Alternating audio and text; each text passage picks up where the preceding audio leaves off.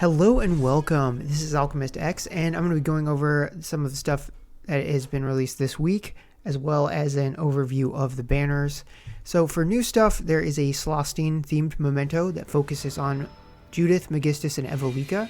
We also have Alter Clas jobs released for Orion and for Leafa. So I, at the time of this recording, have Orion's unlocked and am currently using it, and it is wonderful. I absolutely love it. Leafa's I have not unlocked yet, just because I'm very conservative with my Alter Clas tokens, because this week you can get some for free via challenge board, which I then immediately used for Orion. But in general, I try to keep a little bit on hand, just in case an Alter Clas comes out that fills a role that I really need. In this case, thunder slash damage is something I could use some more of, so I just absolutely went for it. Helps that I just really like Orion's kit overall. Anybody with a defeating an enemy snowball, stat draining, health draining, just he does so much that it was very easy choice for me to make. When it comes to Leafa's job plus, or Alter Clas, I mean,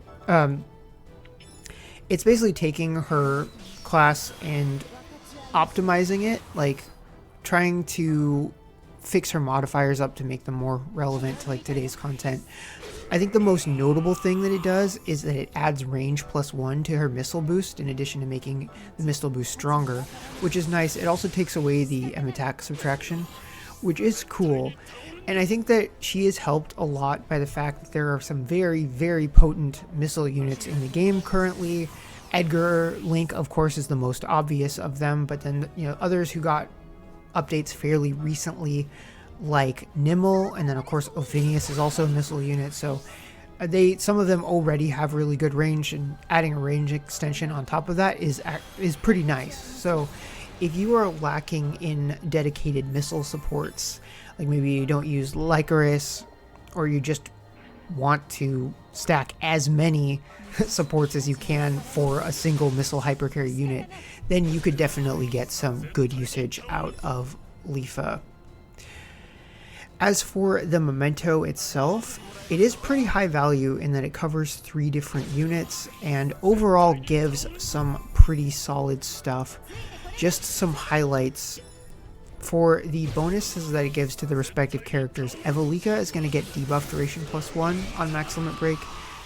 Megistus will get jewel spent rate -10%, and then Judith is going to get skill use count +1, which is very nice. There's more buffs for her. The vision ability is going to increase your maximum health, as well as resistances to a few damage types. And then the VCR will pretty much a one-size-fits-all kind of gear for them, because it covers HP, it covers agility, it covers all attack, and then it adds 5 auto jewel charge. So just that's good for them across the board. And then they each have different vision abilities, ranging from attack up to strong versus giant up. So overall, it is very high value. There is the fact that in order to get it now, you have to do a 9-step with a selector. That might not be worth it now, but it's definitely a memento to keep your eye out on, especially if you rely heavily on one of the units. So with that out of the way, let's go ahead and take a look at the banners. Okay, so before getting into the banners itself, I did want to touch on one more thing that I consider very important. If you do not currently have Orion, or you have him not really invested in at all, and that is this bundle in the secret shop. Now, Orion is an EX limited unit, so you can only farm 1 shard a day. So if you are nowhere close or you don't have him, this is available via free gems, and I think it is 100% worth it. Even if you have to give up some of the shards to transmute him, you can still get yourself a pretty good as far as investment goes. And then on top of that, you'd have the rest of the stuff subsidized. As far as getting access to an incredibly strong unit, I think it's 100% worth it. And then as an added bonus, the gem spent bonus has the golden week coins this week, so it's a little bit more valuable, say compared to last week, where it was just elemental shard selectors, and that's not nearly as good. Okay, now we can truly take a look at the banners, because there's a few good options. Mostly it's the new Memento that I was talking about, and then it's not going to affect discount tickets at all, but they have for 3K the limited unit selection banners. I'll talk about those too. So for the Memento itself, it's the same as always, just 9-step with a selector. If you are planning on getting this for Evelika, then and you don't have her other Memento, then it's a doubly good banner, but otherwise pretty much same old, same old. Now, when it comes to these, you can only do them once. And sorry, this little text message showed up.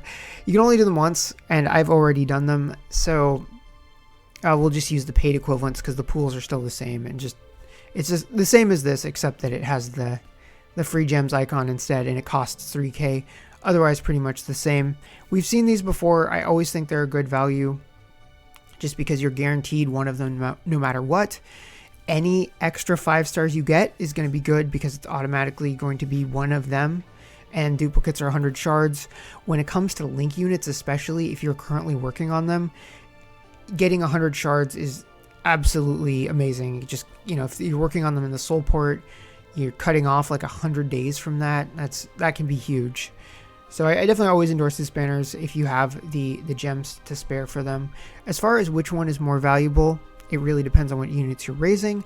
Part 1 does have the advantage of having Ouroboros as one of the units you can get, and that is a pretty big win overall when it comes to that. I think in general, it's pretty well divided. I do like that there's really not a lot of, I don't think there's any duds in this entire batch. The only real thing that can happen is if there's units who you just no longer really need shards of.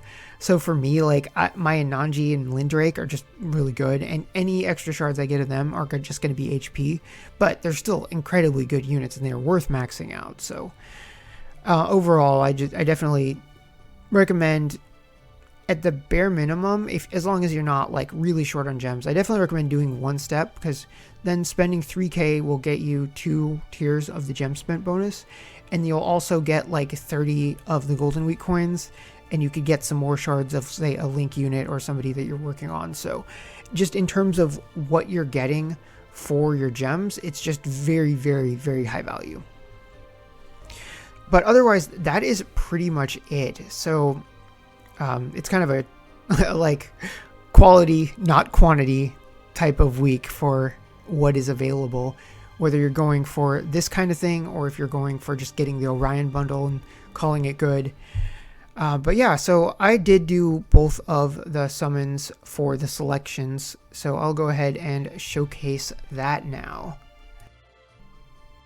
Okay, so I do have some bad news in that my footage for part 1 of this summon ended up getting corrupted, and there was no way for me to recover it, so I won't be able to showcase that. However, fortunately, I didn't do any other summoning in between discovering that and being able to look on the summon list. So I did get a screen cap of my results for it, so I'll end the video by showing that screen cap and kind of talking about how that went. So for the guarantee, I ended up with Claybell, which for me is not bad. She is not fully maxed for me. She's getting close. It's mostly the kind of what I consider the luxury gates, like getting gate 4, gate 1. I still don't have her maxed after those 100 shards, but that is something I'm slowly doing. And then Melville. So this is a good banner for the Dragon Ladies. She's pretty much the exact same spot where I got the important gates done, but now it's just, stuff like more HP, which is nice. For her, I didn't have many gate 6, so I ended up pouring that because just, for Melville, she could never have too much HP. And then one of the reasons if I was only going to pick one, I ended up doing both, but if I was only going to do one, part 2 would have been the one, and that's just because for the Enlightenment selector that you can get 100 shards of, Surzik, 100%. I definitely want more shards of him for his gates. So next I'll showcase what I got on the part 1. Okay, so this is what I got for the part 1. And so while 100 shards of Lindrake just ended up going to HP, he is one of my arena units, so that could be worse. Samire was the guarantee, and she's another one where I want to get her maxed as soon as I can, so that helps me out quite a bit. But the big winner here, and the only non-dragon out of the bunch, was the 100 shards of Zion Link, because I recently got him linked in the first place. Like I got the first 150. And this, this was like taking the amount of time I had left in the soul port to get him max limit broken and reducing it by like 44%. And that's like almost half. So that was absolutely great. So overall, as far as like 6,000 gems minus, however much I got back from the gem spent bonus, I think that's pretty good amount of value. So I'm pretty happy with this week overall, in between the options available, the free Alter Class tokens, and then of course the absolute banger of an Alter Class that Orion got. So if you are doing all that stuff this week, I wish you good luck, or just good damage in the case of Orion, and I will see you all next time.